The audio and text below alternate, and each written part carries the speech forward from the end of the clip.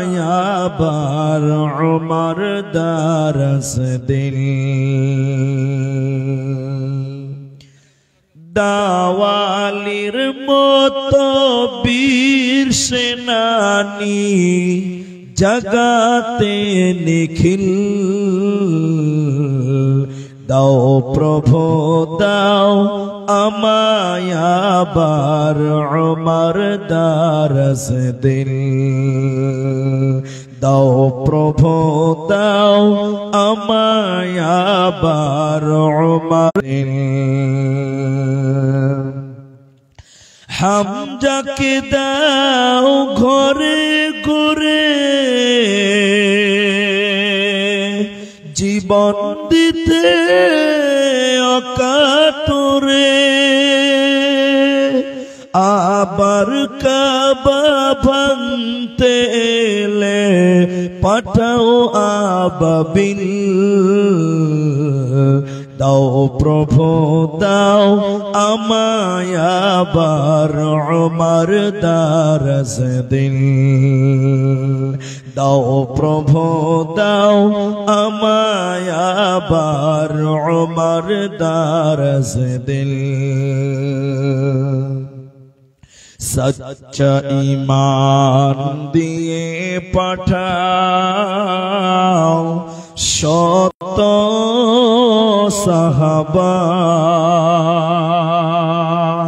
তাদের দেখে বিশ্ব আবার বলুক মারহাবা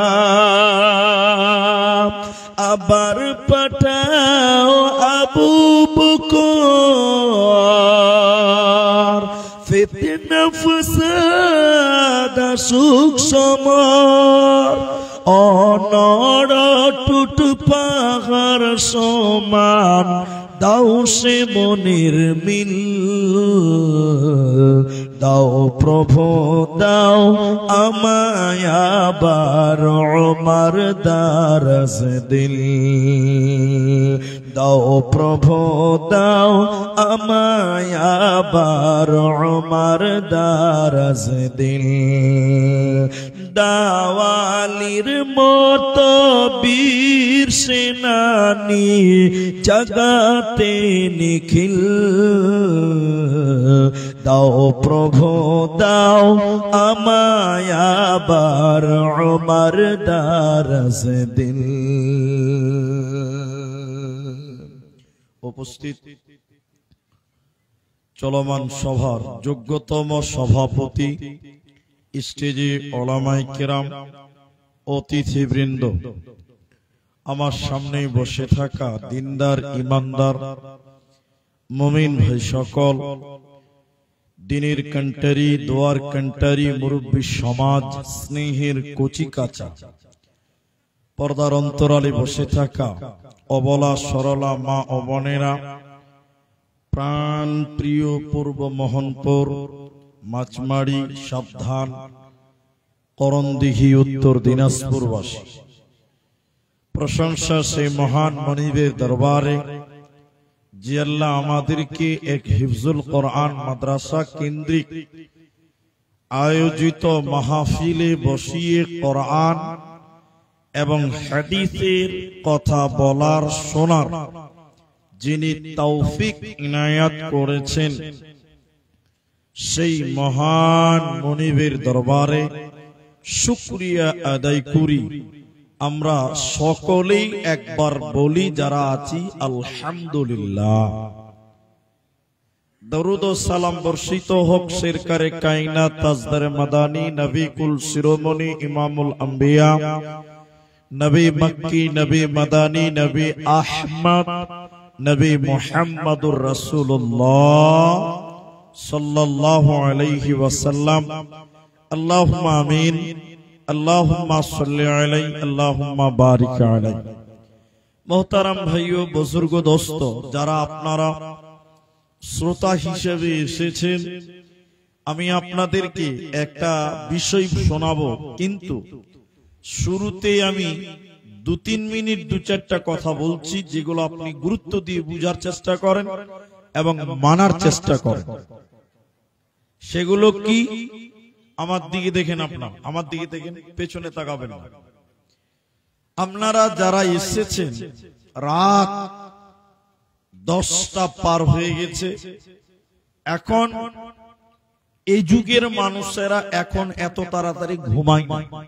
তাই আমি বলছি না যে এটা ঘুমাবার টাইম আপনাদের জন্য, শরীয়তের দৃষ্টি থেকে ঠিক আছে, কিন্তু বর্তমান যারা ইয়াং ছেলে, এখানে বেশিরভাগ ইয়াং মানুষ আছেন, আপনাদের ঘুমের টাইম এখন হয়নি। ওটা আমিও জানি, কারণ আমি বুড়া মানুষ নয়, আমিও চ্যাংড়া মানুষ। এজন্য ঘুমের টাইম নয় যেহেতু, তাহলে আপনারাও উৎসাহিত হয়ে আমি কিছু জিজ্ঞাসা করলে আপনারা উত্তর দেবেন। বলুন একবার ইনশাআল্লাহ, একবার বলুন ইনশাআল্লাহ। আপনিও বলবেন, আমিও বলবো, আপনিও বক্তা, আমিও বক্তা, কেউ যেন শ্রোতা না হয়, সবাই বলবেন। তাহলে আপনি বুঝতে পারবেন, আমি বুঝাতে পারবো। দ্বিতীয় কথা হলো যে এটা একটা মাদ্রাসার জালসা এবং খুব প্রবীণ নয়, একদম নিউ মাদ্রাসা।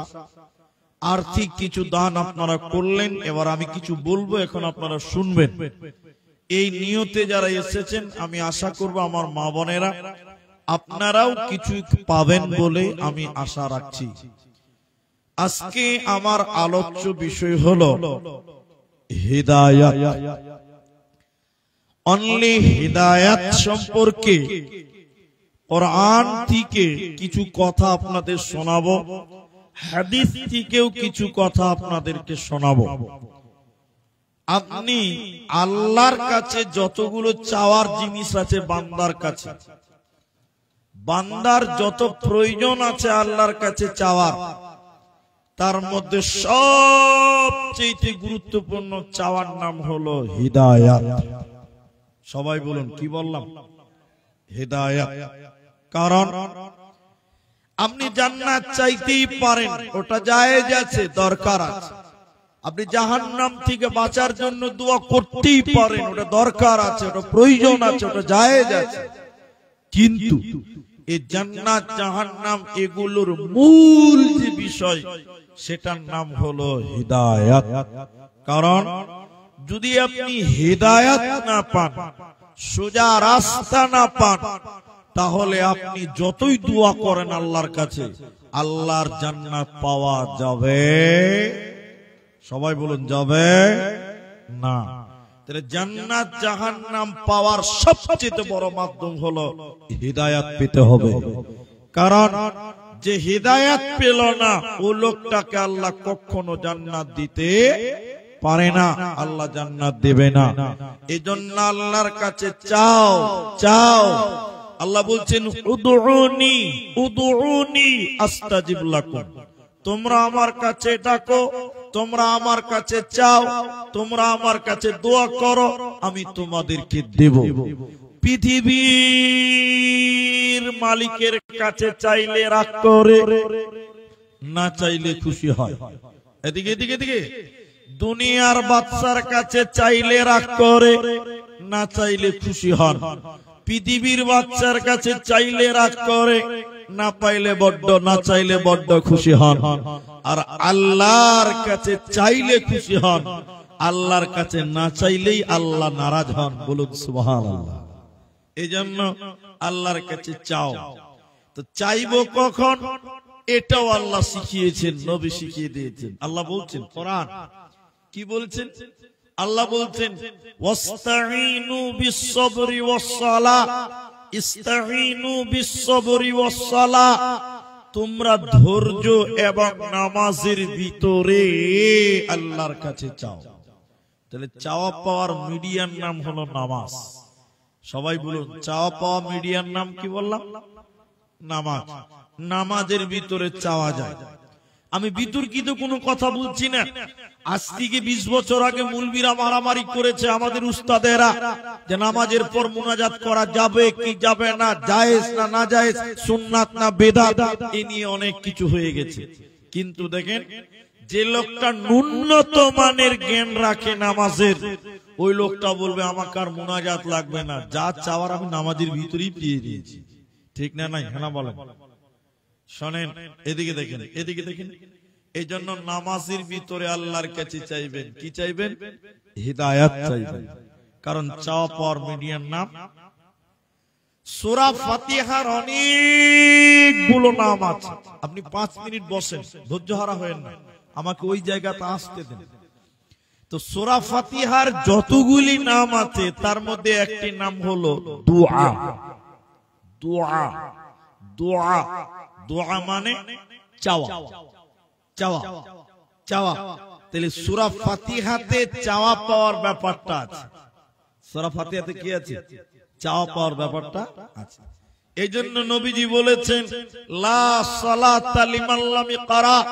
আল্লাহ রাসূল বলছেন ওটা সালাতই নয় যে সূরা, যে নামাজে, যে সালাতে সূরা ফাতিহা তেলাওয়াত করা হলো না, ওইটা নামাজও হলো না, ওটা নামাজও হলো না, ওটা নামাজও হলো না। তাহলে সূরা ফাতিহা ফরজ হোক, সুন্নাত হোক, নফল হোক, বিতির হোক, জানাজা হোক, যে নামাজি পড়বেন আপনাকে সূরা ফাতিহা পড়তেই হবে, কারণ সূরা ফাতিহার ভিতরে চাওয়া পাওয়ার কথা আছে। চলুন, আমাদের আলোচ্য বিষয় হলো হিদায়াত। চলেন, সূরা ফাতিহাতে একটাই মাত্র চাওয়া পাওয়ার কথা আছে। আমার দিকে টেনশন হন। আল্লাহ বলেন বিসমিল্লাহির রহমানির রহিম আলহামদুলিল্লাহি রাব্বিল আলামিন আর-রহমানির রহিম মালিকি ইয়াউমিদ্দিন। দেখেন মিডিয়াটা খালি দেখেন, এইটুকু যদি বুঝতে পারেন টোটাল বক্তব্য বুঝতে পারবেন। আপনি ভাবছেন যে সূরা ফাতিহা পড়লে আর কোনো কাজ পেল না, এখানে একটা গুরুত্বপূর্ণ জিনিস আছে। আপনি আমার দিকে লক্ষ্য করে থাকেন, তাহলে আপনাকে বুঝাতে পারবো। সেটা কি? আল্লাহর কাছে চাওয়া পাওয়ার মিডিয়ার নাম বলেছি নামাজ। তো চাইতে হবে হেদায়াত, নামাজের ভিতরে চাও। সেটা কোথায়? সূরা ফাতিহাতে অনেকটাই আছে। একটু দেখেন, সূরা ফাতিহাকে কেটে কেটে বলতে হবে, কেটে কেটে। এখন কেটে কেটে বলছে, আপনার দিকে কেটে কেটে বলে, একটু হ্যাঁ না বলেন। এরা বলে না কথা, আশ্চর্য মানুষ। একদমে বলেন, আস্তে আস্তে বলে আলহামদুলিল্লাহ। এদিকে দেখেন, বান্দা যখন নামাজের ভিতরে বলেন আলহামদুলিল্লাহি রাব্বিল আলামিন, যাবতীয় প্রশংসার মালিক তিনি, যিনি জগৎ সমূহের রব।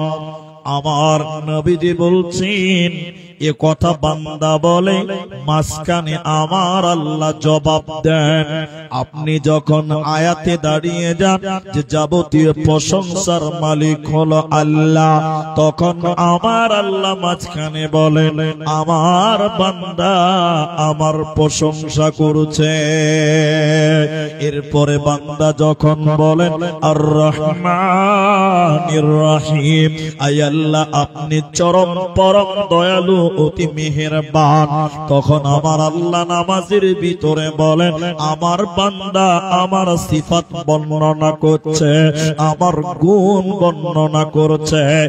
এরপরে যখন বান্দা বলেন মালিকি ইয়াউমিদ্দিন, আয় আল্লাহ আপনি কিয়ামতের দিনের মালিক, তখন আমার আল্লাহ বলেন আমার বান্দা আমার ক্ষমতাকে স্বীকার করেছে। আমি যে কিয়ামতের দিনের মালিক এটা মেনে নিয়েছে।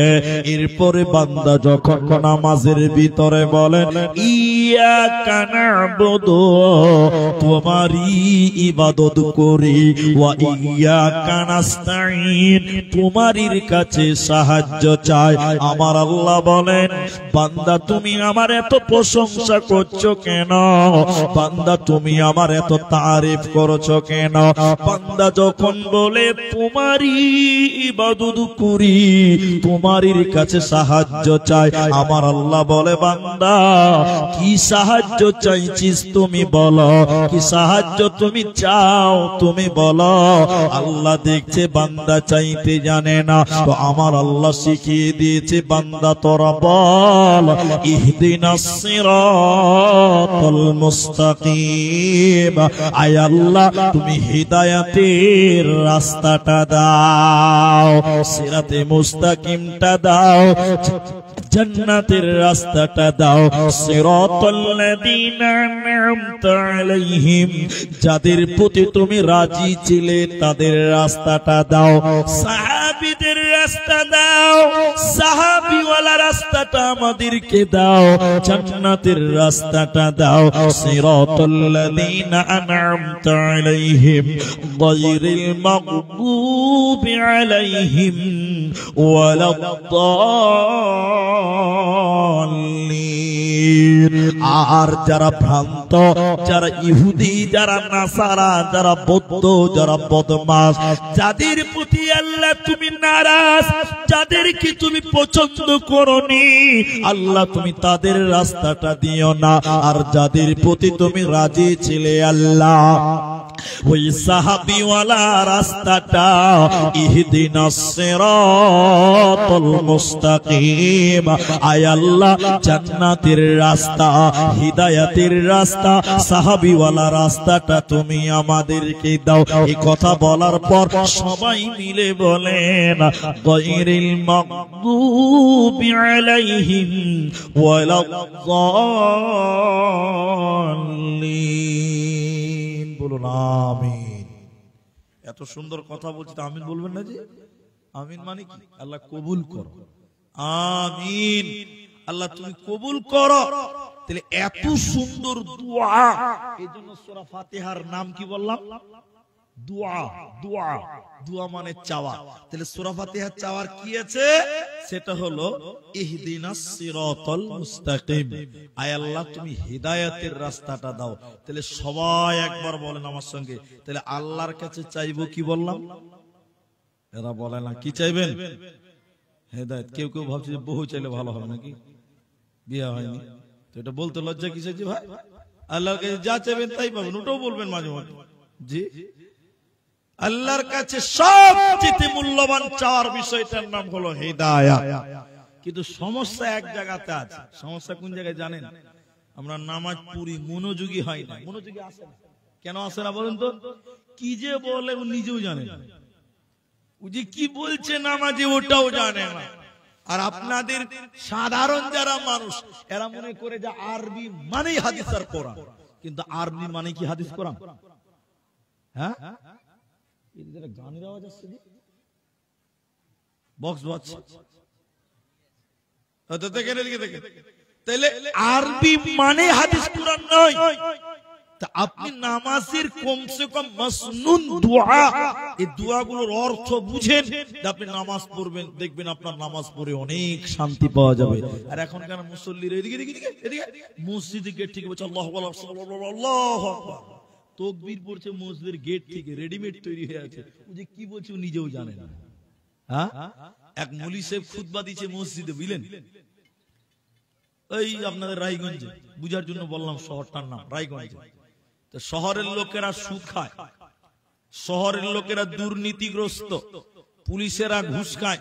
তো মৌলভী সাহেব খুতবাতে উঠে বক্তব্য রেখেছে সুদের বিরুদ্ধে, ঘুষের বিরুদ্ধে। সব থানার বড় বাবু, মাইজকুল বাবু, সাইজকুল বাবু সব নামাজ পড়তে গেছে। মৌলভীর বক্তব্য পুরো ঘুষের বিরুদ্ধে গেছে। আচ্ছা আপনারা বলেন, এই মৌলভীকে আর ওই লোকেরা রাখবে? রাখবে? সব বড় বাবু যে মসজিদে কেসিআর কে বলছে মৌলভী পাল্টা, নাইলে সামনে জমা থেকে আমরা নামাজ পড়তে আসবো না। নামাজের পর সেক্রেটারি বলছে মৌলভী সাহেব তুমি নতুন মৌলভী, তোমার হুঁশ জ্ঞান নাই। এটা শহরের মসজিদ, সব সুদখোর ঘুষখোরেরা নামাজ পড়তেছে, তুমি প্রথম দিনই ওয়ার্গের বিরুদ্ধে, তোমাকে রাখা হবে না, তুমি বাড়ি চলে যাবে। মৌলভী কইছে যে হক কথা বলে মসজিদ চলে গেল। তখন মৌলভী রাগারাগে মনে মনে ভাবছে যে আর শহরে ইমামতি করব না। ওই ধরেলেন বিলাসপুরের মতন জায়গাতে ইমামতি করবো, মানে মোটামুটি শহর আর কি, বড় নয় আর। এবার মোটামুটি শহর, এইখানে গিয়ে কি করেছে মৌলভী? প্রথম দিন আয়াত করেছে সূরা আহজাব থেকে 33 নম্বর আয়াত, ওয়াকারনা ফি বুয়ুতিকুন্না ওয়ালা তাবাররাজনা। সূরা আহজাবের 33 নম্বর আয়াতটা পড়ে বলছেন, হে মেয়েরা তোমরা বাড়ি থাকো, বাইরে থেকে বাইরে যেও না। যে মেয়েরা আজকে চাকরি করে বেহায়া হয়ে, মৌলভী এরকম বক্তব্য দিচ্ছে, ওর স্বামী মরে গেছে, ও কাপুরুষ, আর মসজিদে যে সভাপতি ওর বউটা বেপরদা চাকরি করে। আচ্ছা বলুন চাকরি থাকবে? চাকরি থাকবে জি? নামাজ যে হয়ে গেছে, সভাপতি বলছে মৌলভী সাহেব তুমি আমাকে বাঁশ দিলে। তখন মৌলভী সাহেব বলছে বাঁশের কি আছে জি সভাপতি সাহেব? বলছে আমার বউটা একটু বেহায়া, একটু বেপরদা হয়ে চাকরি বাকরি করে এতগুলো লোকের মাঝে তুমি আমাকে আছিলা করে দিয়ে দিলে। আচ্ছা বলেন মুলি সাহেব কি জানে ঘোড়ার ডিম তোমার বউ বেপরদা? সভাপতি কে যে মুলি সাহেব তোমাকে আমি রাখবো না, বাড়ি চলে যাও। কটা চাকরি গেল? এরা বলে না কটা গেল? এটা আবার ফতোয়া, এটা দলিল জিজ্ঞাসা করিয়েন না, এটা উপন্যাস। মুলবি এবার চিন্তাই পড়ে গেছি, যেখানে যাই হক কথা বলার লেগে চাকরি শেষ, আর শিক্ষিত এলাকায় চাকরি করবো না। একদম নদীর ধারে, বিলের ধারে, দিয়ার এলাকায় মসজিদ নিয়েছে। এবার আরবিতে খুতবা দিব, বাংলাতে বয়ানই করবো না। অনেক মসজিদে আরবিতে বক্তব্য হয়, আপনার দিকে হয়? হয় না? হয় না? একটু বলুন হয় কিনা? তো মুলবি আরবি থেকে, মুলবি এবার মনে মনে বলছে যে আর বাংলায় বক্তব্যই দিব না, আরবিতে বলবো, কেউ বুঝতেই পারবে না। একদম গ্রাম্য এলাকা, দিয়ার এলাকায় যে খুতবা শুরু করেছে, একদম বয়ান করেছে আরবিতে, বুঝতে কেউ পারেনি, নামাজ শুরু করেছে, ইয়াসিন ওয়াল কুরআনিল হাকীম। নামাজ পড়ার পর মাশাআল্লাহ সবাই খুশি। এবার মসজিদের একজন কমিটির লোক বলছে, ওই বসো বসো, মুলবি নতুন, এটা তোমারকে চয়েস হয়েছে জি, তোমারকে মুলবিটা পছন্দ হয়েছে? গ্রামের লোক বুঝতে পারে না, কেসিয়ার গাল চুলকাতে চুলকাতে কইছে যে এটা মুলবি আমার পছন্দ নয়। মুলবি কইছে আবার কোন মামলায় লড়ে? কইছে এটা মুলবি পছন্দ নয়। বলে পছন্দ নয় মানে? কইছে কেন পছন্দ নয়? বলে প্রথম দিন মুলবি রাজনীতি শুরু করে দিয়েছে। তখন মুলবি কইছে আমি ফির কিসের রাজনীতি করব রে? কইছে তোমরা বুঝতে পারো না? বলে কেন, কি হয়েছে? বলে আরে মসজিদের সেক্রেটারির নাম ইয়াসিন, ওর বাপের নাম আব্দুল হাকিম, প্রথম দিন নামাজ পড়িয়েছে বাপ বেটার নামে সূরা পড়েছে, তা আমরা কি ঘোড়ার ডিম? ইয়াসিন ওয়াল কুরআনিল হাকীম, বাপ বেটার নামে সূরা পড়ে দিল, সেক্রেটারির নামে ওর বাপের নাম মরে গেছে তাও, আর আমরা যে এতদিন সভাপতিত্ব করছি তা আমার কি নামে সূরা কুর? এটা ভালোই রাজনীতি করছে মুলবিটা। তখন সভাপতি বলছে আমি রাখবো, আগামী সপ্তাহে যদি আমার নামে সূরা পড়েন তাহলে আপনাকে রাখবো। সভাপতির কথা শুনে মুলি সাহেব বলছে ভাই আপনার নাম? কইছে আমার নাম হলো বাবর মিয়া। আচ্ছা বাবর মিয়া কোন সূরা আছে? তখন মুলবি তো কইছে চাকরিতে করতে হবে। আমি একটা কথা বুঝাতে চাইছি, এটা বলবো, আর 1 মিনিট লাগবে। পরের জুমাতে মুলি সাহেব বয়ান করেছে, কেউ বুঝতে পারে না, আরবিতে চালিয়ে দিয়েছে। এবার আল্লাহু আকবার, সূরা ফাতিহা যেই হয়েছে আর বাবর মিয়া পেছনে আছে, তার মানে আমি এবার আছি, আমার নামে সূরাটা পড়। তো মুলবি কইছে কোন ফেরে পড়লাম রে ভাই, ই কোন দোয়া পড়বো, এবার সূরা পড়বো। এবার আমার দিকে দেখে মুলবি শুরু করেছে, ইয়া আইয়ুহাল বাবর আনতা কালবুন ওয়া আবুকা খিনজির ওয়া জাদ্দুকা হিমার ফা ইন্নাকুম লাজাহিলুন। সভাপতি খুব বড় খুশি হয়ে গেছে, আমার নামে সূরা যে সে ব্যাপার। মুলবির ভিতর ধাকাম ধাকাম করছে, যদি মানে যায় না লাই চামড়া থাকবে না। সভাপতি বলছে চলেন মুলবি আমার বাড়ি দাওয়াত, তুমি আমার নামে সূরা পড়েছে যে সে ব্যাপার। তো মুলবি কইছে ভাই আজকে না গেলে হবে না? বলছে না এখনই চলেন। খাইতে যে দিবে তখন বলছে যে মুলি সাহেব মানেটা বলো তো দেখি। কইছে না ভাই সাংঘাতিক সূরা, মানে বলা যাবে না। আরে বলেন না মুলি সাহেব। তখন মুলবি হাত এরকম জামা গুটিয়ে বলছে শোনো, মানে শুনবে, ইয়া আইয়ুহাল বাবর, ও হে বাবর, আনতা কালবুন, তুই হুলি কুত্তা। চাকরি আছে? চাকরি আর আছে? আবুকা খিনজির, তোর বাপ হলো শূকর, ও জাদ্দুকা হিমার, তোর দাদা ছিল গাধা, ইন্নাকুম লাজাহিলুন, তোরা সব হলো মূর্খের দল। সভাপতি বলছে তাড়াতাড়ি উঠো, আর খেতে হবে না, চলো বাড়ি যাও। তা আমরা এমন মুসলমান, তা আরবি শুনলেই ভাবি কোরআন আর হাদিস, কিন্তু আমরা নামাজ পড়ি, নামাজের মাসনুন দুআ যেগুলো না পড়লেই নয়, ওগুলো আমরা জানি না, পড়তেও জানি না, অর্থ বুঝি না। এইজন্য নামাজ পড়তে বলতে কে দাড়ি চুলকাচ্ছে, কে গাল চুলকাচ্ছে, কে পিঠ চুলকাচ্ছে, কে পাছা চুলকাচ্ছে, এই করে করে নামাজ পড়ছে। নামাজ হবে? আল্লাহ তো আল্লাহর কাছে দুআ মনে করে সূরা ফাতিহাকে কেটে কেটে প্রতিটা আয়াত, হর আয়াতে কেটে কেটে বলেন, আল্লাহ প্রত্যেক আয়াতের মাঝখানে মাঝখানে জবাব দেন। বলুন সুবহানাল্লাহ। এখন এই যে 13 দিন পর তারাবি হবে, আল্লাহ যদি রাজি থাকে তো 13 দিন পর তারাবি হবে ইনশাআল্লাহ। আল্লাহর উপর ভরসা করে বলছি, এদিকে নাই আলহামদুলিল্লাহ, আমাদের দিকে আছে। এক একটা মসজিদে 5G স্পিডে সূরা ফাতিহা চলছে। কত স্পিডে? তারাবি 40 মিনিটে এশারের নামাজ, তারাবির নামাজ, বেতেরের নামাজ সব শেষ। কয় মিনিটে? তাহলে কি চলছে ভাবতে পারছেন? বন্দে ভারত চলছে। বন্দে ভারত চলছে নামাজে, দেখেন আমার দিকে দেখেন, আলহামদুলিল্লাহ রাব্বিল আলামিন রহমানির রহিম মালিকিল ইয়াউমিদ্দিন, লোক খুব খুশি, সাংঘাতিক মুলবি পেয়েছি রে ভাই। হ্যাঁ, কিন্তু প্রত্যেকটা আয়াতে কেটে কেটে বলতে হবে, কারণ সূরা ফাতিহার নাম হলো দোয়া। দোয়া, দোয়া মানে হলো চাওয়া, আল্লাহর কাছে চাওয়া পাওয়ার ব্যাপারটা আছে।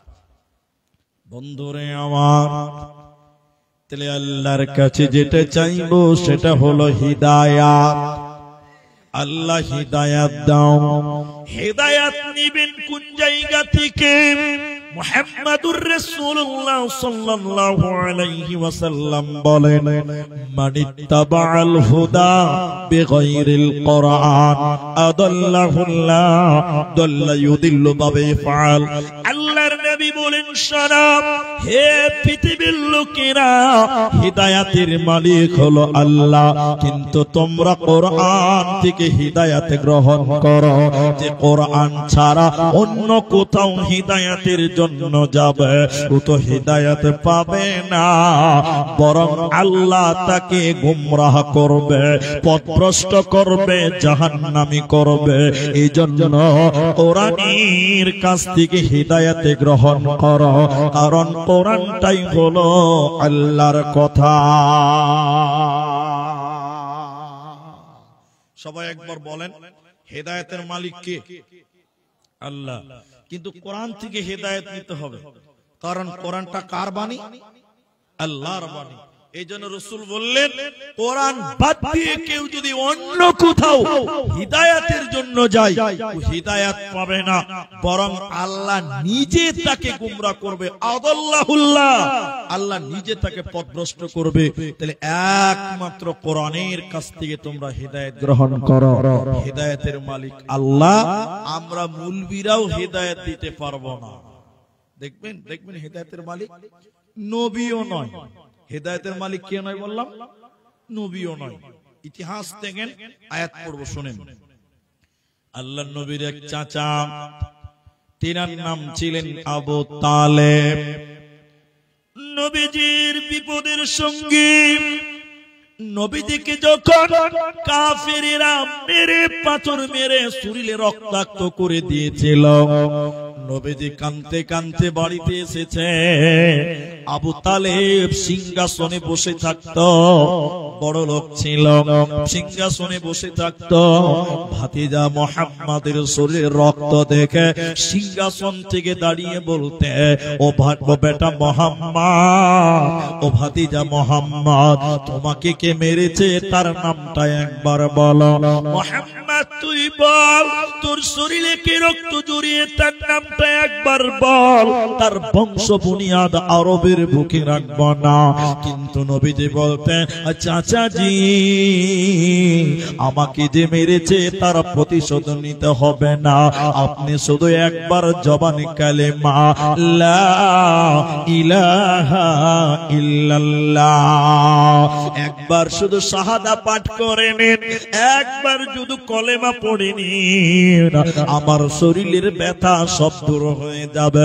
এত মহব্বতের হওয়ার পরেও নবীজি তার চাচাকে হিদায়াত দিতে পারে না, তিনাকে কালেমা দিতে পারে না।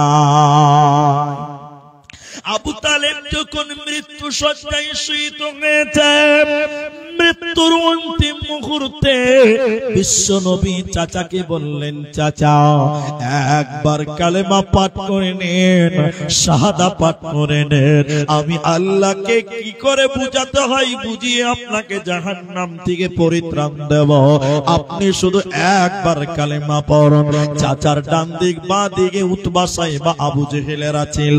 তখন বলছে, তুমি কি তোমার মৃত্যুর সময় ভাতিজার কথা শুনে দিন পরিবর্তন করবে?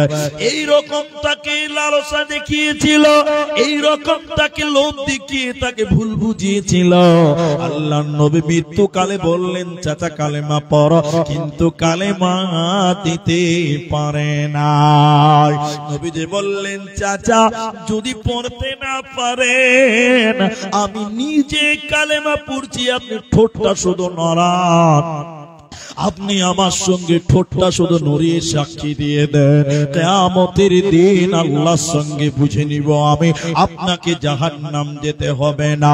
এত আপন হওয়ার পরেও, এত মুহাব্বতের হওয়ার পরেও আল্লাহর নবী তার নিজের চাচাকে হেদায়াত দিতে পারে না। আল্লাহ তাবারাক ওয়া তাআলা তাই বলেন, ইন্নাকা লা তাহদি মান আহবাবতা। হে নবী মুহাম্মদ, তুমি যাকে চাইবে ভাবছো সে হিদায়াত পেয়ে যাবে, কোনদিন হতে পারে না, পারে না, পারে না। হে নবী তুমি শুনে নাও, তুমি যাকে চাইবে হিদায়াত দিবে, কোনদিন হতে পারে না। আমি আল্লাহ যাকে চাইবো সে হিদায়াত পাবে, তুমি নবী যাকে চাইবে ও হিদায়াত পাবে না, পাবে না, পাবে না। কারণ হিদায়াতের মালিক স্বয়ং আমি আল্লাহ। তাহলে হিদায়াতের মালিক আল্লাহ। নবীও তিনি তার চাচাকে, অনেক আপনজনকে তিনি ঈমান দিতে পারেনি, হিদায়াত দিতে পারেনি। এই জন্য নবী কেন, আমরা মুলবিরা কেন, আমাদের হাতে এই ক্ষমতা নেই। আমরা শুধু কি করতে পারি, আমরা একটু দোয়া করতে পারি। আমরা কি করতে পারি? দোয়া। আল্লাহ উমুককে হেদায়েত দাও, আল্লাহ উমুকের ছেলেটাকে ভালো করে দাও, আল্লাহ উমুকের বাবাটাকে তুমি ভালো পথের পথিক করো। আমরা মুলবিরা দোয়া করতে পারি, কিন্তু আমরা মুলবিরা হেদায়েত দিতে পারবো না। আমি তো পারবো না, পারবোই না। শুধু আমি কেন, বড় হুজুর, মাইজকুল হুজুর কেউ পারবে না। কেন? যে নবীজিও পারেনি। তবে দোয়া করাটা আপনিও পারবেন, আমিও পারবো, যে কোনো আলেমরা দোয়া করে দিতে পারে। দোয়ার ব্যাপারে একটা কথা আপনাকে বলি। হযরতে আবু হুরায়রা নাম শুনেছেন সবাই, বিখ্যাত সাহাবী, হাদিস বর্ণনাকারী, বিশাল বিশাল হাদিস তিনি বর্ণনা করেছেন। তা আবু হুরায়রা একদিন রাতের বেলায় নবীজির কাছে বসেছিলেন। ও মা বোনেরা, ও মায়েরা, আমার দিকে শুনেন, আপনারা বক্তব্য বন্ধ করেন, আমার বক্তব্য শুনেন। সেটা কি? আবু হুরায়রার মা তখনও মুসলমান হয়নি, তখনও ঈমান আনে নাই। কিন্তু আবু হুরায়রা মুসলমান, নতুন মুসলমান। আবু হুরায়রা রাসূলুল্লাহ সাল্লাল্লাহু আলাইহি ওয়াসাল্লামের কাছে ছিলেন। একটু রাত হয়ে গেছে, তো আল্লাহর নবীর কাছ থেকে উঠে আবু হুরায়রা বাড়িতে এসেছে। বাড়ির দরজায় ঠক ঠক করে আওয়াজ দিয়েছে, মা, মা, আম্মু, দরজা খোলেন। আবু হুরায়রার মা দরজাটা খুললেন, খুলে বলছে, বেটা এত রাতে কোথা ছিলে, এত রাতে কোথা ছিলে তুমি? তো আবু হুরায়রা বলছে যে আমি নবী মুহাম্মদুর রাসূলুল্লাহ সাল্লাল্লাহু আলাইহি সাল্লামের কাছে ছিলাম। ভালো করে বুঝেন কথাটা। আবু হুরায়রার মা এত রাগলেন নবীর কথা শুনে, আর অকপট ভাষায় তাকে গালিগালাজ করলেন। এবং গালি দিতে দিতে দিতে দিতে স্বয়ং মুহাম্মদ সাল্লাল্লাহু আলাইহি সাল্লাম তিনাকেও কটু কথা বলেছিলেন, রেগে তাকেও গালি দিয়েছিলেন। আবু হুরায়রা রাগ সামলাতে না পেরে কানতে কানতে সঙ্গে সঙ্গে বাড়ি থেকে বের হয়ে চলে গেল, আবার নবীজির কাছে চলে গেলেন। এটা লম্বা ইতিহাস, ছোট্ট করে হাদিসটা আপনাকে বলি। আল্লাহর নবী বলেন, আবু হুরায়রা তুমি আবার ফিরে এলে কেন, কাঁদছো কেন? তুমি ফিরে এলে কেন এত রাত্রি বেলায়? তোমার চোখে পানি কেন, তুমি কাঁদছো কেন? আবু হুরায়রা তুমি বলো। নবীজির সাহাবী আবু হুরায়রা রাদিয়াল্লাহু আনহু তিনি বললেন, ইয়া রাসূলুল্লাহ, আপনার কাছ থেকে যখন বাড়িতে গেলাম, দরজায় আওয়াজ দিলাম, আমার মা গেট খুলে দিয়ে বলল, এত রাত্রি কোথায় ছিলি রে বেটা? আমি বললাম আপনার কথা। নবী গো, আপনার কথা শুনে আমার মা এত রাগান্বিত হয়েছে, এত রাগান্বিত হয়েছে, আমার মা আমাকে অকট্ট ভাষায় গালিগালাজ করলো, কটু কথা করলো, মন্দ কথা বললো, আমি সহ্য করে নিলাম, মেনে নিলাম, কিছুই বললাম না। কিন্তু নবী গো, আমার মা আমাকে বকতে বকতে বকতে বকতে স্বয়ং আপনাকেও গালিগালাজ করেছে, আপনাকেও কটু কথা বলেছেন নবী আমার, এজন্য সহ্য করতে পারি না, আমি না মায়ের কাছ থেকে ফিরে চলে এলাম। আল্লাহ নবী বলছেন, এই এই তুমি কি তোমার মায়ের জন্য বিচার দিতে এসছো আমার কাছে? তুমি কি তোমার মায়ের ব্যাপারে আমার কাছে বিচার দিতে এসছো? আবু হুরায়রা বলছে, লা, না, আমি আমার মায়ের জন্য নালিশ করতে আসি না, বিচার দিতে আসি না। তাহলে আবু হুরায়রা তুমি কাঁদতে কাঁদতে লিখে নাও, মায়ের ব্যাপারে বলছো কেন? নবীজির সাহাবী আবু হুরায়রা বললেন, আল্লাহর নবী গো, আমার মায়ের জন্য আপনি একটু দোয়া করে দেন, আমার মাকে যেন আল্লাহ হিদায়াত দেয়। একবার বলুন সুবহানাল্লাহ। আল্লাহর নবীর কাছে দোয়া চাইলেন, আমার মায়ের জন্য আপনি দোয়া করুন, আমার মাকে যেন হেদায়েত দেয়।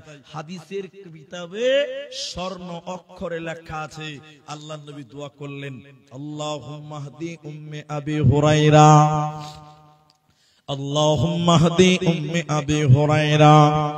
মা আমার, ও বোনেরা কান করে শুনে নেন, আবু হুরায়রার মাকে আল্লাহ হিদায়াত দিচ্ছে। দেখেন নবীজি বললেন, আল্লাহ তুমি আবু হুরায়রার মাকে হিদায়াত দাও। আবু হুরায়রা দোয়া শোনার সঙ্গে সঙ্গে আবু হুরায়রা নবীজির কাছ থেকে চলে যাচ্ছিলেন। সাহাবীরা কেউ তাকে বলছেন, এই এই এত তাড়াহুড়া করছো কেন, এটা বসো না। আবু হুরায়রা কি বলছেন দেখেন, অবাক হবেন। আবু হুরায়রা বলছেন, আরে নবীজি আমার মায়ের জন্য হিদায়াতের দোয়া করেছে, আমি বাড়ি যেয়ে দেখতে চাই যে আমি আগে বাড়িতে পৌঁছাই না নবীর দোয়া আল্লাহ আগে বাড়িতে পৌঁছিয়ে দেয়। বলুন সুবহানাল্লাহ। আবু হুরায়রা আর দাঁড়ালেন না, দৌড়তে দৌড়তে চলে গেলেন। কোথা?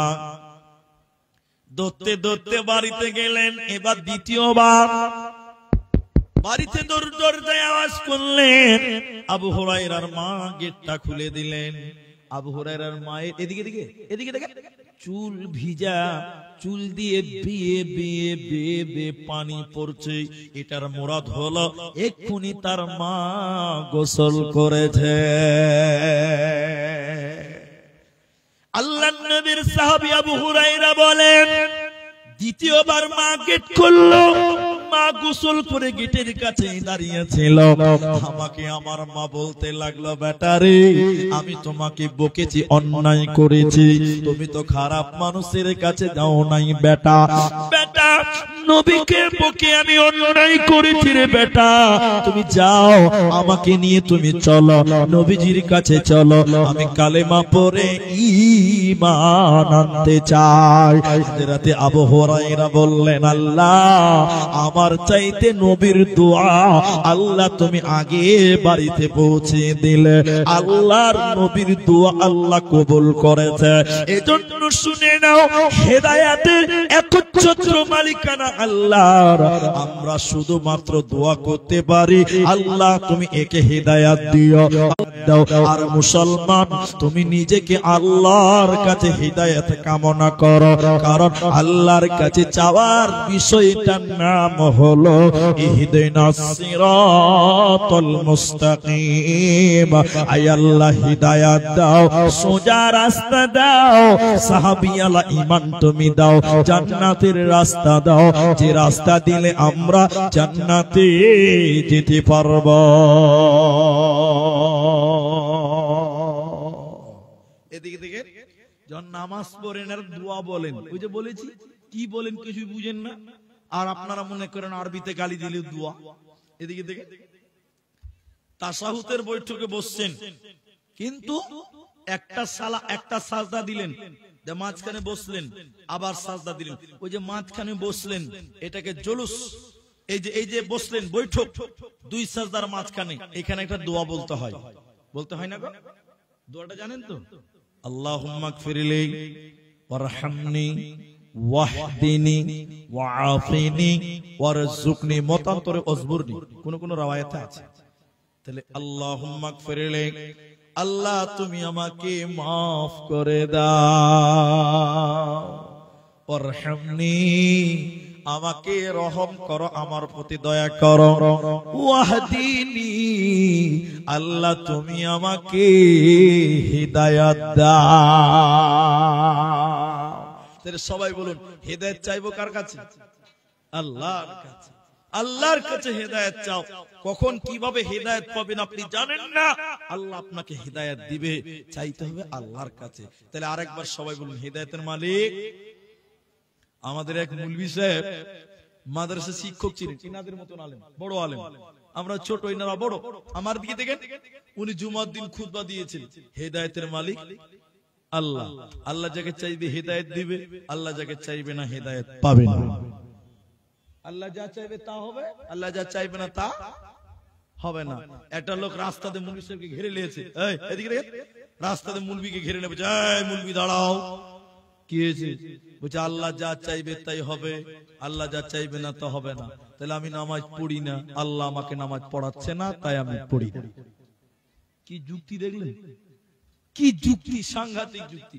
বলছে আমি নামাজ পড়ি না, আল্লাহ পড়ায় না, তাই আমি পড়ি না, এখানে আমার দোষ কি আছে, আমি নামাজ পড়বো না। যুক্তি করে। এবার মুলবিদের তো কায়দা মেলায়, এরা তো মেলায় কায়দা জানে। মুলবি এবার বলছে এই তুমি দাঁড়াও, ঠান্ডা দিন ছিল, মাফলার দিয়েছিল মাথাতে, গলাতে। একটা লোককে বলছে এই যাও, এই মাফলারটা খোলো তো, এই ওর মাফলারটা খোলো, মাফলারটা খোলো। তখন বলছে যে এই মাফলারটা কেউ হাত দিবে না, এই মাফলারটা কেউ হাত দিবে না। তখন মুনি সাহেব বলছে আল্লাহ যদি মাফলার ঢুকে তো রুকবে, নয়তো মাফলার ঢুকবে না। কথা বুঝতে পারছি? আল্লাহ পড়াই না, আমার কি দোষ আছে আমি নামাজ পড়বো না। তখন মুনি সাহেব বলছে এই ওর গলা থেকে মাফলারটা খুলো, খুলো মাফলার খুলো। ও বলছে মাফলারটা হাত দিবি না। তখন মুলবি বলছে এই তুই হাত দিতে পারবি না, রুকবি না, আল্লাহ রুকলে রুকবে, নয়তো রুকতে পারবি না, লক করে থাক। এগুলো কিছু নয়, হিদায়াত চাইবো আল্লাহর কাছে। এজন্য মুহাম্মাদুর রাসূলুল্লাহ সাল্লাল্লাহু আলাইহি সাল্লামকে আল্লাহ কোরআনে বলছেন লাস্তা আলাইহিম বিমুসাইতির, হে নবী আমি আপনাকে দারোগা বানাইনি, আপনাকে আমি দারোগা বানিয়ে পাঠাই নাই। মানুষকে পিটিয়ে পিটিয়ে মসজিদে ভরতে হবে না। আপনি মানুষকে বলুন, ইতিহাসের কিতাবে লেখা আছে বিশ্ব নবী আবু জাহালের কাছে 450 বার গেছে হিদায়াতের জন্য, কিন্তু আল্লাহ তাকে হিদায়াত দেয় নাই। আপনাকে বলতে হবে, কিন্তু আপনি পিটাতে পাবেন না, মেরে ধুরে লোককে ভরতে হবে না। আপনি মানুষকে বুঝান, বিনয়ের সঙ্গে বুঝান, ভদ্রতার সঙ্গে বুঝান। তবে হ্যাঁ, আপনার ছেলের বয়স 10 বছর, নামাজ পড়ে না, তখন তাকে পিটান, এটা আদেশ, খাস করে আদেশ। এজন্য আল্লাহ বলেন লাস্তা আলাইহিম বিমুসাইতির, হে নবী তুমি হিদায়াতের মালিক নও, আমি আল্লাহ হিদায়াতের মালিক। তুমি তাদেরকে বুঝাও, বিনয়ের সঙ্গে বলো হিদায়াতের মালিক আমি আল্লাহ। কাউকে পিটিয়ে পিটিয়ে হিদায়াত দেওয়া যাবে না। ইতিহাস যদি দেখেন অবাক হয়ে যাবেন, আল্লাহ কাকে কখন হিদায়াত দিবে পৃথিবীর কেউ জানে না। তার কারণ শুনে নেন, তার কারণ হলো বিশ্ব নবী ফাতা মক্কার দিনে অনেকেই মাফ করে দিলেন, মাফ করে দিয়েছিলেন, কিন্তু বেশ কিছু লোক ওদেরকে আল্লাহ মাফ করে নাই। ওর ভিতরে একজনের নাম ওয়াহশী গোলাম। ওয়াহশী গোলামটা কে? এদিকে ওয়াহশী গোলামটা কে? ওয়াহশী গোলাম ছিল রাসূলুল্লাহ সাল্লাল্লাহু আলাইহি ওয়াসাল্লামের চাচা আমির হামজা। হযরতে হামজা রাদিয়াল্লাহু তাআলা আনহু তিনাকে শহীদ করেছিল। ওয়াহশী গোলাম রাসূলের আপন চাচা আমির হামজাকে শহীদ করেছিল এবং আমির হামজার কলিজাকে কেটে নিয়ে প্লেটে করে হিন্দাকে দিয়েছিল। এই হত্যাকারী ছিল ওয়াহশী গোলাম। মক্কা বিজয়ের দিনে বিশ্বনবী সমস্ত মানব জাতিকে মাফ করে দিয়েছিলেন, কিন্তু 4-5 জন লোক, বেশ কিছু লোককে আল্লাহর নবী মাফ করেননি। ওর ভিতরে একজনের নাম ওয়াহশী গোলাম। কিন্তু আল্লাহর কারিশমা দেখেন, সেই ওয়াহশী গোলামকে আল্লাহ হিদায়াত দিয়েছিল। ওয়াহশী গোলাম লুকিয়ে চুরিয়ে পালিয়ে বেড়াচ্ছে। সাহাবীরা যখন পাবে তখনই হত্যা করবে। বেঈমান রাসূলের চাচার কলিজা চাবিয়েছিল। একদিন হঠাৎ করে কালো চাদর মাথায় দিয়ে রাসূলের সামনে এসে ওয়াহশী গোলাম বসে গেলেন। নবীজিকে বলছেন হাত বাড়িয়ে, আল্লাহর নবী, আমি ঈমান আনতে চাই, মুসলমান হতে চাই। আল্লাহর নবী ওয়াহশী গোলামকে দেখে বললেন, তুমি না ওয়াহশী, তুমি না ওয়াহশী, তুমি না ওয়াহশী? লোকটি বলছে, জি আমি ওয়াহশী। নবীজি বললেন, সাহাবীরা তোমাকে দেখতে পেলে পটি পটি করে কাটবে, তুমি আমার কাছে এসেছো কেন? বলে ঈমান আনার জন্য। নবীজি বললেন, তুমি আমার চাচা আমির হামজার কলিজাকে হত্যা করেছিলে, আমির হামজাকে শহীদ করেছিলে। এবার হিন্দা বলল, জাহালাতের কারণে, অজ্ঞতার কারণে, না জানার কারণে পাপ করেছিলাম। নবীজি বললেন, শোনো, তুমি আমার চাচাকে হত্যা করেছিলে, যাও, তোমাকেও আমি মাফ করে দিলাম। তবে তুমি আমাকে বিবরণ শোনাও, তুমি আমার চাচাকে কেমন করে হত্যা করেছিলে বলো। ওয়াহশী গোলাম বিশ্ব নবীকে তার চাচা আমির হামজাকে হত্যার বিবরণ শোনালেন। নবীজি বসে বসে কাঁদলেন এবং ওয়াহশী গোলামের হাত ধরলেন।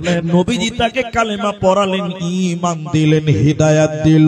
ওয়াহশী গোলাম হিদায়াতে পেয়ে গেল। তাহলে এক সময় ওয়াহশী গোলাম মুসলমানদের জাতীয় শত্রু ছিল, মুসলিমদেরকে জাতীয় শত্রু হিসেবে গ্রহণ করেছিল এবং নবীজির আপন চাচাকে হত্যা করেছিল। কিন্তু আল্লাহ ওই রকম একজন পাপিষ্ট মানুষকেও আল্লাহ হিদায়াত দিতে পারে। এজন্য আপনার ভাই বড় অন্যায়কারী, মাতাল, বড় পাপী, আপনি আল্লাহকে দোয়া করেন, আল্লাহ তুমি আমার ভাইকে ভালো রাস্তায় চালাও, আল্লাহ তুমি আমার আব্বাকে সঠিক বুঝ দাও, আল্লাহ তুমি আমার আব্বাকে দ্বীনের পথের পথিক বানাও। কারণ ওয়াহশীর মতন পাপিষ্ট লোককে যদি আল্লাহ হিদায়াত দিতে পারে, আপনার বাবাকেও আল্লাহ হিদায়াত দিতে পারে, আপনার ভাই পাপী মানুষ, তাকেও আল্লাহ হিদায়াত দিতে পারে। অতএব তাদের জন্য তুমি আল্লাহর কাছে দোয়া করো। আল্লাহ বলছেন, তোরা আমার কাছে চাও, আমি তোদেরকে দেব সিরাতাল মুস্তাকিম, হিদায়াত, সিরাতাল মুস্তাকিম। এজন্য আল্লাহর কাছে হিদায়াত চাও, আল্লাহর কাছে হিদায়াতের দোয়া করো। কিন্তু আমরা অমূল্য রত্ন হিদায়াত আমরা আল্লাহর কাছে চাইতেই জানি না। অমূল্য রত্ন হিদায়াত আল্লাহর কাছে আমরা চাইতেই জানি না। আল্লাহ যে দেওয়ার জন্য রেডি, আমরা চাইতে জানি না, আমরা হতভাগা। আল্লাহ তাবারাক ওয়া তাআলা হিদায়াতের কথা বলতে গিয়ে 10টা কথা বলেছেন, 10টা কথা বলেছেন। কোরআন সূরা আনআম।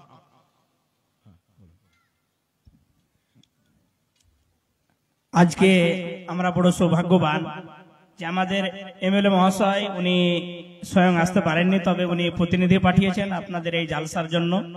উনি 3100 টাকা ওনার হাতে এই জালসার এবং মাদ্রাসার উন্নতির জন্য দিয়েছেন এবং ওনার সাথে দিনেশ দা উনি দিয়েছেন 1000, বাকি রাকিবুল ইসলাম, নাজির হোসেন ওনারা 500 করে দিয়েছেন। আর উনি আসতে না পেরেও প্রতিনিধি পাঠিয়েছেন। এর অর্থই হচ্ছে উনি আমাদের সাথে আছেন, উনি জালসা কমিটির সাথে আছেন এবং নিশ্চয় উনি, আমি আমার জানা মতে যে জালসাতে আমি সভাপতি হিসেবে থাকি, উনি স্বয়ং যান এবং না যেতে পারলে উনি অবশ্যই প্রতিনিধি পাঠান। আমরা ওনার সুস্থতা কামনা করছি এবং আল্লাহর কাছে ওনার জন্য আরো লম্বা জীবন চাইছি, যেন উনি আমাদের আরো দীর্ঘদিন সমাজের উনি সেবা করতে পারেন। আল্লাহ সকলকেই ভালো রাখেন এবং আরো বেশি বেশি করে সমাজের খেদমত করার আল্লাহ তাদেরকে সুযোগ দান করেন। আল্লাহুম্মা আমিন। তো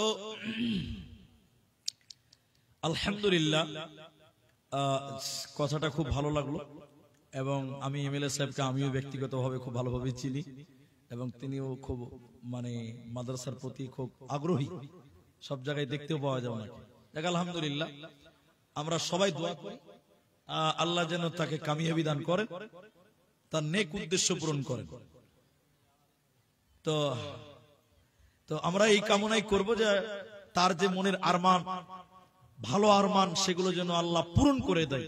আগামীতেও যেন আপনাদের খেদমত করার, এলাকার ভালো কাজ করার আল্লাহ যেন তার মাধ্যম দিয়ে কবুল করেন, এই দোয়া আমরা সবাই করি। বলুন আল্লাহুম্মা আমিন। তো যাই হোক, আমি আপনাদের সামনে যে বিষয় নিয়ে কথা বলছিলাম, তবে শুরু থেকেই যে অবস্থা, আমি আপনাদের এখন যেটা বলছি যে আমরা আল্লাহর কাছে চাইতে জানি না, যে আল্লাহর কাছে কি চাইতে জানি না। এ ব্যাপারে ছোট্ট একটা উদাহরণ দিলে আপনারা বুঝতে পারবেন। ছোট্ট একটা উদাহরণ, এটা হাদিস নয়, কোরআন নয়, তাফসীর নয়, এটা একটা উপন্যাস, পৃথিবীতে হয়তো ঘটেনি, কিন্তু শুনবেন খুব মূল্যবান কথা। বাদশাহ মাহমুদ, ওনার নাম ধরেই বলছি, ওনার 3টি বিবি ছিল আর একটা ছিল চাকরানি, বাঁধি। আপনারা যারা আছেন বুঝতে পারছেন কথাগুলো। তো বাদশাহ মাহমুদ সব সময় চাকরানির সঙ্গে হাসতো, আনন্দ করত, ফুর্তি করত। ওর যে বিবি ছিল ওদিকে ও খুব ভালো করে তাকাতই না। তো বিবিদের ভিতরে একজন বলছে যে বাদশার জ্ঞান বুদ্ধি নাই, আমাদের মতন এত সুন্দর সুন্দর বউ থাকতে ওই কালো বাঁধি চাকরানিকে নিয়ে হাসছে রে। বাদশার কাছে কিন্তু এই খবরটা পৌঁছে গেছে, বাদশার কাছে এই খবরটা পৌঁছে গেছে যে তার স্ত্রীরা এইভাবে বলছে। এই কথাটা খালি শুনবেন, রাত 11:30 11:15 বিতমার হয়ে গেল। এবার বাদশা পরীক্ষা করছে যে দেখি আসলে কে আমাকে ভালোবাসে। এবার বাদশা সকালবেলা একটা টেবিল বাড়ির সামনে রেখেছে আর এত বড় একটা হীরের টুকরা, হীরের পিয়ালা বার্তান নিয়েছে। তোর বড় স্ত্রীকে, বড় বউটাকে ডেকেছে, যেটা একটা মন্ত্রীর বেটি, খাদিজা, বড় লোকের বেটি, বড় স্ত্রী, ওর এই হীরের টুকরার পিয়ালাটা একটু ভেঙে দে তো। খাদিজা পিয়ালাটা লাড়ছাড় হাসছে, মাথাটা খারাপ হয়েছে নাকি, এত দামি জিনিস ভেঙে দেব, এটা ভাঙার জিনিস। ও ভাঙলো না, হাসতে হাসতে রেখে চলে গেল। বাদশাহ মাহমুদ তার দ্বিতীয় স্ত্রীকে বলছেন, করে হাবিবা, ও এক বড় লোকের বিটি, বাদশার বেটি, এটা ভাঙতো রে, হীরের টুকরা, কোটি কোটি টাকা দাম। ও খানিক লাল লাল বলছে, আপনার মাথা খারাপ হয়েছে নাকি জি, সকাল সকাল কি হয়েছে? ও ভাঙলো না, রেখে দিল। 3 নম্বর বিবিকে বলছেন, করে সালমা, তুই ভাঙতো, এরা তো ভাঙলো না। সালমা ওখানে মুচকি মুচকি হাসছে, লাড়ছে আর বলছে, এত দামি জিনিস এটা কি ভাঙা যায়? 3টে বিবি তার আদেশ মানলো না, এটা ভাঙলো না। কেন? দামি জিনিস রে। এবার ওই যে চাকরানি বাঁধি, কালো কালটি, চাকরানির বেটি চাকরানি ওকে ডাকছে, করে রহিমা, দেখতে তো ভালো নয়। ওকে ডেকে বলছে, এই তুই এটা ভাঙতো রে, এই হীরের টুকরাটা ভাঙতো রে। রহিমাকে ভাঙতে বলেছে, লিয়েছে ধরাত করে ভেঙে। আর বড় বড় স্ত্রী গুলো বড় বড় ডেকে বলছে, এই কালঠির বেটি কালঠি, তোর হুঁশ আছে, তুই জানিস এর দাম কত? ভেঙে দিলি, তোর জানা আছে এর দাম কত? এবার রহিমা বলছে, ও মন্ত্রীর বেটি রে, বাদশার বেটি রে, ও মালার বেটি রে, তোরা মাল চিনেছিস, তোরা টাকা দেখেছিস, টাকা চিনেছিস, কিন্তু তোর নিজের মালিকের হুকুম তোরা চিনলি না। আর আমি একজন গরিবের বেটি, আমি মাল চিনলাম না, আমি আমার মালিকের হুকুমকেই আগে চিনলাম। বাদশাহ মাহমুদ বলছে, বল কার গলা ধরে চুমা খাবো বল? তোরা চিনেছিস আমার মাল, আর এই কালটির বেটি হলে কি হবে? ও চিনেছে আমার হুকুমটা। আমরা আল্লাহর কাছে কি চাইবো সেটা জানি না, আল্লাহ কি নিতে হবে সেটা আমরা জানি না, আল্লাহর কাছে কি নিতে হবে সেটাও জানি না। তাহলে আল্লাহ হেদায়েতের 10টা কথা বলেছেন। এই 10টা কথা বলতে 15-20 মিনিট লাগবে। এই 15-20 মিনিট টাইম মানে যা লোক ছিলেন 80% চলে গেছেন, 20% আছেন, আর মেয়ে ছেলে যে কত আছে তা আল্লাহ মাবুদ জানে। তো আপনারা এইটুকু টাইম শুধু আপনারা বসেন, বাকি আর আলহামদুলিল্লাহ বাকি আর কিছু বলার নেই। এটা মাদ্রাসা জালসা আমি আগেই বলেছি। আলহামদুলিল্লাহ এগুলো আমি একটু পরে পড়ছি, কিছু আবেদন আছে, এগুলো আপনারা বুঝবেন না, এরা ঠিক বুঝে নিয়েছে আর আমিও বুঝে নিয়েছি, লিখিয়েছে, তবে পড়বো একটু পরে। তো আমার বক্তব্য আল্লাহ হেদায়েতের কথা বলতে গিয়ে 10টা কথা বলেছেন, সিরাতে মুস্তাকিমের কথা। এদিকে দেখেন, খালি গুনিয়ে দিব, টাইম লাগবে না, কিন্তু আপনাদেরকে বলি কমসে কম আধা ঘন্টা টাইম আপনারা বসবেন আর উঠিয়ে আনবেন যেটি মানুষ আছে। কারণ সবাই যদি চলে যান তো আমি দোয়াটা করবো কাকে নিয়ে, আমিনটা বলবে কি ভাই? এই জন্য আধা ঘন্টা টাইম বসবেন। একবার বলুন ইনশাআল্লাহ।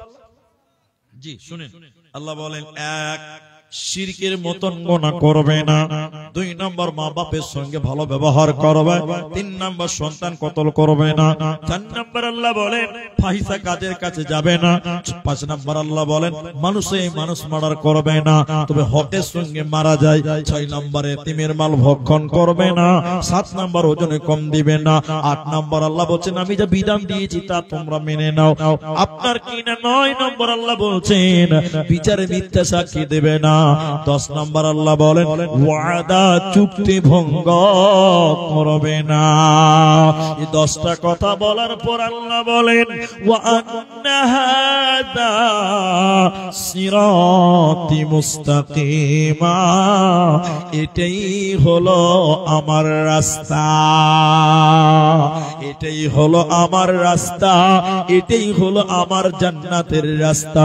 ওয়া আন্না হাদা সিরাতি মুস্তাকিম ফাত্তাবিউহু, এই রাস্তার ইত্তেবা করো। তাহলে এই 10টা কথাকে মেনে নাও, এটি আমার রাস্তা, মানে হিদায়াতের রাস্তা, জান্নাতের রাস্তা। ওয়ালা তাত্তাবিউস সুবুলা, আর এই 10টাকে তোমরা অগ্রাহ্য করিও না, এই 10টা কথাকে তোমরা অমান্য করিও না। আল্লাহ বলেন ফাত্তাবিউহু, এই রাস্তার ইত্তেবা করো, ফাতাফাররাকা বিকুম আন সাবিলি যালিকুম ওয়াসাকুম বিহি লাআল্লাকুম তাত্তাকুন। প্রকৃত হেদায়েতের মধ্যে ওই রয়েছে যার মধ্যে এই 10টা গুণ রয়েছে, প্রকৃত হেদায়েতের মধ্যে ওই রয়েছে যার মধ্যে এই 10টা গুণ রয়েছে, সে হিদায়াত পেয়ে গেছে। আর হেদায়েতের রাস্তা হলো বড্ড সোজা। আমার দিকে তাকান ভাইজান, এটা মাদ্রাসা জালসা, আমি আপনাদেরকে অল্প মানুষ আছেন, আমি আধা ঘন্টা 20 মিনিট টাইম আপনাদের কাছে চেয়েছি, আর কেউ উঠবেন না, এই কথাটা খালি শুনেলেন। আল্লাহর নবী মসজিদের বারান্দাতে সুজা করে দাগ দিলেন, দাগ দেওয়ার পর ডান দিকে অনেকগুলো বাঁকা করে দাগ দিলেন, এরপরে ডান দিকে অনেকগুলো বাঁকা করে দাগ দিলেন। আচ্ছা আপনারা একটু মুখ খুলে বলেন, মাঝখানে দাগ কয়টা? একটা না অনেকগুলো? একটা। আর ডান দিকে অনেক, বাদিকে অনেক, ওগুলো বাঁকা, আর মাঝখানটা সোজা। আল্লাহ রাসূল এই আঙ্গুলটা, এটাকে বলে শাহাদাত, এই আঙ্গুলকে ওই মাঝখানে সোজা দাগে রাখলেন, রেখে বললেন সাবিলিল্লাহ, এটা হলো আল্লাহর রাস্তা। বলুন সুবহানাল্লাহ। আল্লাহ রাসূল বললেন সাবিলিল্লাহ, এটাই হলো আল্লাহর রাস্তা, ফাত্তাবিউ, এই রাস্তাকে মেনে চলো। তাবউ, তাবাইন, 3টা শব্দ দিয়ে 3টা অক্ষর দিয়ে হয়েছে তাবউন।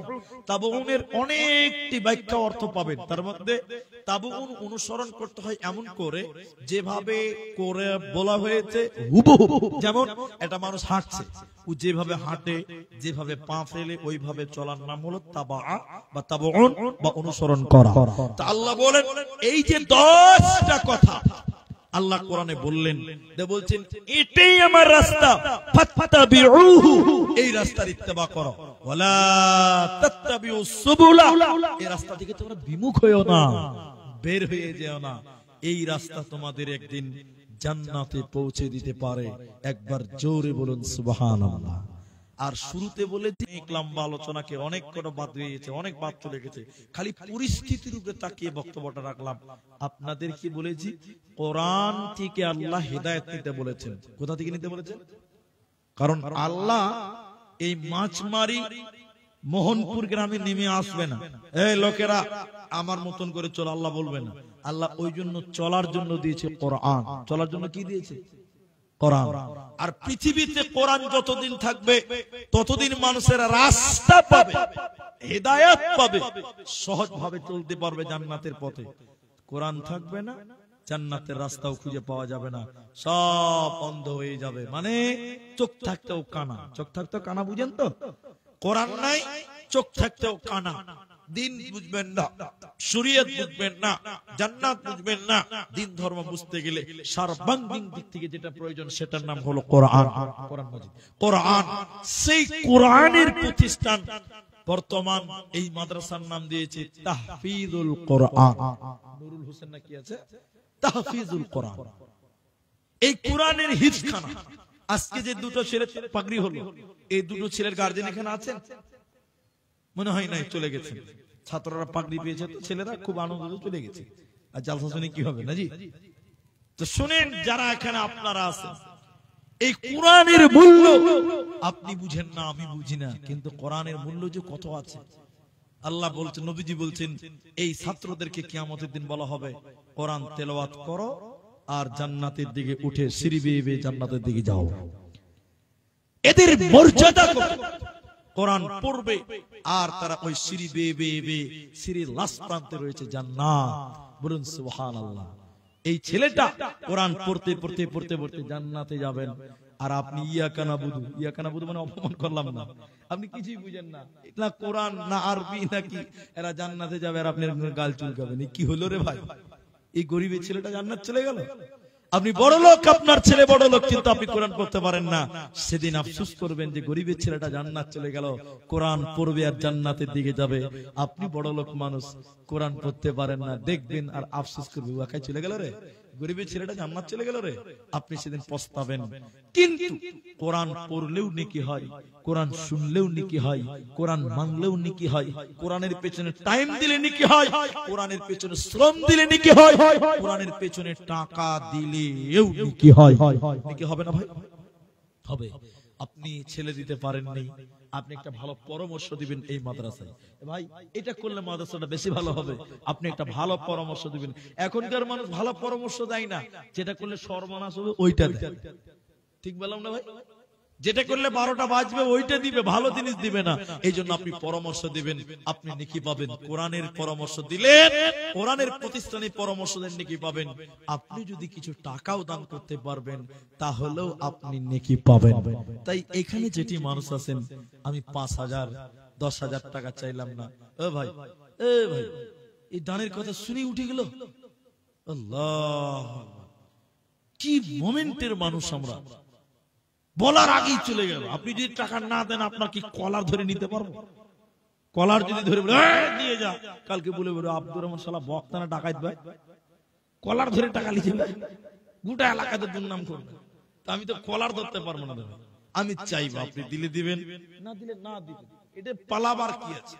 আমি আল্লাহর রাস্তায় আপনাদেরকে বলি, এখানে যেটি মানুষ আছেন এবং মায়েদের ভিতরে যারা আছেন, বর্তমান মমতার সরকার, তৃণমূলের সরকার, আমি কোন দলের দালাল নয়, এটা ভুলে ভাববেন না। আমি কোন দলের চামচা নয় যে চামচাগিরি করতেছি, কিন্তু মমতার সরকার খালা মেয়েদের খুব ভালোবেসে 1000 টাকা লক্ষ্মীর ভান্ডার দিয়েছে, দেয়নি ভাই? এখন 1200 টাকা হয়েছে শুনলাম না, 2000 হয়েছে? হয়নি, এখনো হয়নি, 1000ই আছে। আমরা তো খবর পড়ছি, পেপার তো আমরাও পড়ি।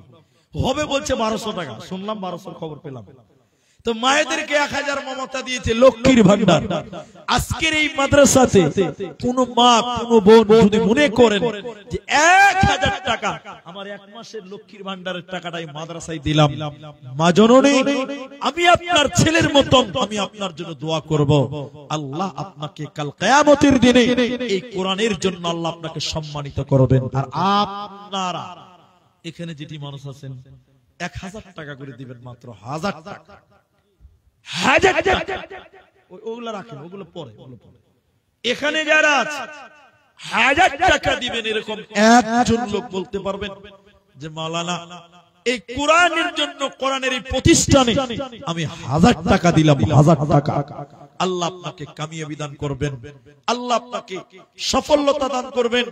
এখানে ছেলেরা কিছু কাগজ দিয়েছেন, সব গজলের আবদার ইনশাআল্লাহ হবে।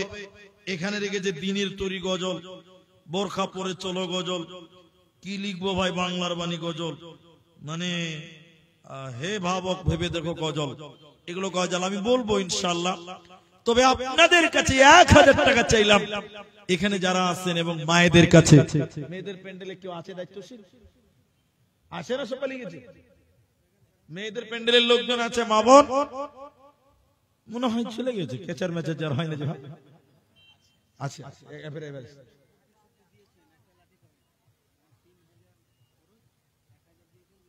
কি নাম ওটা? আব্দুল আজিজ সাহেব। আচ্ছা, তো দুটো ছেলে পাগড়ি পেল, এক একটা ছেলের পেছনে 3000 টাকা করে খরচা আছে। আব্দুল আজিজ ভাই আমার, তিনি 3000-এর মধ্যে 1000 দিয়েছেন আর 2000 এর ওয়াদা দিয়েছেন যে আমি দিলাম। তো পাগড়ি যেহেতু দুজন পেয়েছে, তা আরেকটা যদি কেউ দিতেন খরচাটা, যে এই ছেলেটা পাগড়ি হলো কোরআনের হাফেজ, যে সে ব্যাপার, তার যা পেছনে যা খরচ 3000 টাকা আমি দিব। যদি এরকমও কেউ পারেন, তো একজন ভাই আমাকে এখান থেকে 500 টাকা দিয়েছেন। জাযাকুমুল্লাহ, হাইয়াকাল্লাহ, বারাকাল্লাহ, আল্লাহুম্মা সাল্লি আলাইহি, আল্লাহুম্মা বারিক আলাইহি। সবাই বলুন একবার আল্লাহুম্মা আমিন। তবে ভাই আপনাদের ভিতরে 1000 টাকা দেনেওয়ালা একটা লোকও কেউ নেই? যারা মাদ্রাসা, কোরআনের মাদ্রাসা, 1000 টাকা দিব, একটা লোক বলছি আমি, একজন, যে আমি মুখ দিয়ে বলেছি যখন 1000 টাকা মুলি সাহেব আমি দিলাম আল্লাহর এই কালামের জন্য, কোরআনের জন্য। কোরআন এমনই একটি কিতাব, কাল কিয়ামতের দিন কোরআন সাক্ষী দেয় যারা কোরআন তেলাওয়াত করে। আপনি তারা তেলাওয়াত করে তাদেরকে সহযোগিতা করছেন, টাকা দিচ্ছেন, আপনি কি এর ফায়দা পাবেন না? আপনিও পাবেন। এজন্য যদি কেউ এখন না পারেন, পরে দিবেন 1000 টাকা, 1000 টাকা, 1000 টাকা। একটা লোক অন্তত বলেন, এইখানকার মানুষেরা, এলাকার মানুষেরা মাদ্রাসার প্রতি, ছোট মাদ্রাসা করেছেন, এখন থেকে যদি দানে অলসতা করেন, মাদ্রাসা কি করে ডেভেলপ হবে, কি করে উন্নতি হবে? তাই আমি আপনাদেরকে বলি, আপনাদের কাছ থেকে আমি আবেদন করলাম মাত্র 1000 টাকা। এখন নাই, কাল দিবেন, কাল নাই, 10 দিনের মধ্যে 1000 টাকা দিবেন। দুটো বাচ্চা মেয়ে, তারা 200 টাকা দিয়েছেন। জাযাকুমুল্লাহ, আল্লাহুম্মা সাল্লি আলাইহা, আল্লাহুম্মা বারিক আলাইহা। দেখেন, মেয়েদের ভিতর থেকে 500 টাকা, জাযাকুমুল্লাহ। আরেকজন দিলেন 500 টাকা, তাহলে 500 টাকা 3 জন হলো, কিন্তু 1000 টাকা একটাও পেলাম না গো। এখন নাই বলছি, পরে দিবেন। 1000 টাকা আল্লাহর রাস্তায় দিতে পারবেন না, দ্বীনের জন্য, কোরআনের মহব্বতে কি দিবেন? আল্লাহকে কি জবাব দিবেন? কোরআনের প্রতিষ্ঠানের জন্য আমি চেয়েছিলাম। যাই হোক, 3 জন দিলেন 500 টাকা। যদি 1000 টাকা না পারেন, তাহলে 500 করেই দেন, আর 2টা লোক দেন, তাহলে অন্তত 5টা লোক হবে। 1000 টাকা না পারলে 500 দেন। 3 জন দিলেন আর 2 জন লোক দেন 500 টাকা আল্লাহর কালামের জন্য, কোরআনের জন্য। একটু বসেন, আমি একটু দোয়া করে দিয়ে যাব ইনশাআল্লাহ তাআলা। একটা করে 500 টাকা 3 জন দিলেন, আর মাত্র 2 জনের কাছে আবেদন করি, মা জননীরা আপনারাও যদি দিতে পারেন একটু আগ বাড়েন, একটু আল্লাহর রাস্তায় দিয়ে পাঠান, আমি দোয়া করি। এই দেখেন, আলহামদুলিল্লাহ 4 জন হলো, মাশাআল্লাহ। ভাইজান 4 ওয়াক্ত নামাজ লয়, নামাজ 5 ওয়াক্ত, 5টা পূর্ণ করেন, আরেকটা লোক 500 টাকা দেন, আরেকটা লোক দেন, 5 জন হবে। জি ভাই, আরেকটা লোক আল্লাহর রাস্তায়। জি, সাবধানে থাকিও মুমিন, ঈমান রাখা দায়। সাবধানে থাকিও মুমিন, ঈমান রাখা দায়। কিয়ামতের আলামত ভাবে বুঝা যায়, সাবধানে তাকিও মুমিন ঈমান রাখা দায়, সাবধানে তাকিও মুমিন ঈমান রাখা দায়। কি লিখবো ভাই বাংলার বাণী, লিখতে জোরে চোখের পানি, ক্ষমতার জোরে মানুষ মারে পশ্চিমী বাংলায়, সাবধানে তাকিও মুমিন ঈমান রাখা দায়, সাবধানে তাকিও মুমিন ঈমান রাখা দায়। বিশ্বজোরে দুর্নীতিতে এদেশে পাই এক নাম্বারে, ধর্ষণের সেঞ্চুরি উৎসব ভার্সিটিতে হয়, সাবধানে তাকিও মুমিন ঈমান রাখা দায়, সাবধানে তাকিও মুমিন ঈমান রাখা দায়। আলহামদুলিল্লাহ 5 জন হয়ে গেল 500 টাকা। মা জননী আপনাদের কাছ থেকে একজন পেলাম, আর কেউ নাই মায়েদের ভিতরে যে 500 টাকা দিবেন এই কোরআনের জন্য। 500টা করে টাকা 5 জনই পেলাম, আর যদি কমসে কম একজন দুইজন পারতেন। মাদ্রাসার স্বার্থে আমি চেয়েছিলাম, মা জননী মরে গেলে সব পড়ে থাকবে, কি নিয়ে যাবেন? আল্লাহকে কিচ্ছু নিয়ে, কবরে কিচ্ছু নিয়ে যেতে পারবেন না, আল্লাহকে জবাবও দিতে পারবেন না। তাই 500টা করেই দেন, একটা করে কোরআনের দাম মাত্র 500 টাকা। আলহামদুলিল্লাহ এখানে 2-3 জন মিলে দিলেন 200-300 টাকা। জাযাকুমুল্লাহ, হাইয়াকাল্লাহ, বারাকাল্লাহ। মা জননীরা দিয়ে পাঠান, আপনাদের জন্য শেষ দোয়া করে নামবো ইনশাআল্লাহ। এখানে এই অল্প কিছু মানুষ আপনারা বসে আছেন, ধৈর্য ধরে আছেন। বোরখার গাজালটা আচ্ছা দিয়েছে। মেয়েদের থেকে একজন 200 টাকা দিয়েছে। জাযাকুমুল্লাহ। মা বোন, বোরখা পরে চলো মা বোন, বোরখা পরে চলো মা বোন, সদা সর্বদাই। ঈমান আমল সব হারাবে দেখলে বেগানাই। মা বোন, ঈমান আমল সব হারাবে দেখলে বেগানাই। স্কুল কলেজ কুটুম বাড়ি চাইতে যদি চাও, ঘর হতে বের হওয়ার আগে বোরকা পরে নাও। আপনজন সঙ্গে যাবে, আপনজন সঙ্গে নিবে, যাইবে না একাই। ঈমান আমল সব হারাবে দেখলে বেগানাই। মা বোন, ঈমান আমল সব হারাবে দেখলে বেগানাই। নারী থাকবে বাড়ির মাঝে, বাহির হবে না। আল কোরআন আর সহিহ হাদিস পড়ে দেখো না। খুব জরুরি বলবে কথা আড়াল তাকিয়া। ঈমান আমল সব হারাবে দেখলে বেগানাই। মা বোন, ঈমান আমল সব হারাবে দেখলে বেগানাই। দুষ্টরা সব সুযোগ বুঝে করবে আক্রমণ, এদের বিচার করবে না কিন্তু দেশের জনগণ। জাতকুল মান সব হারাবে, কি হবে উপায়? ঈমান আমল সব হারাবে দেখলে বেগানাই। মা বোন, ঈমান আমল সব হারাবে দেখলে বেগানাই। বোরকা পরে চলো মা বোন, সদা সর্বদাই। ঈমান আমল সব হারাবে দেখলে বেগানাই। মা বোন, ঈমান আমল সব হারাবে দেখলে বেগানাই।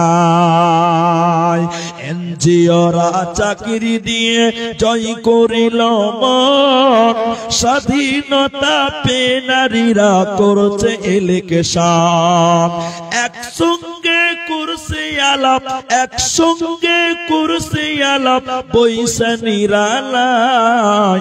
ঈমান আমল সব হারাবে দেখলে বেগানাই। মা বোন, ঈমান আমল সব হারাবে দেখলে বেগানায়।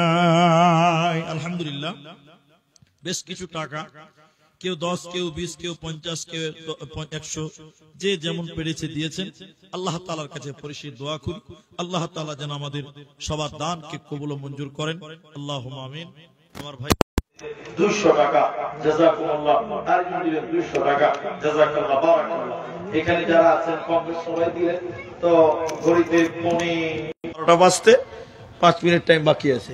এই 5 মিনিট টাইম আমি আপনাদের খেদমতে থাকবো বলে আমি মনস্থ করছি। তো আপনারা এই যারা আছেন কমসে কম 50 টাকা হলেও, 100 টাকা হলেও দিন। এটা কি নাম বাবুরে? সারিকুল, ছোট্ট ছেলে, 100 টাকা। জাযাকুমুল্লাহ, হাইয়াকাল্লাহ, বারাকাল্লাহ। আপনাদের কাছে যদি 10 টাকাও থাকে সেটাও দিয়ে পাঠান। আলহামদুলিল্লাহ, কম বেশ সবাই দিলেন।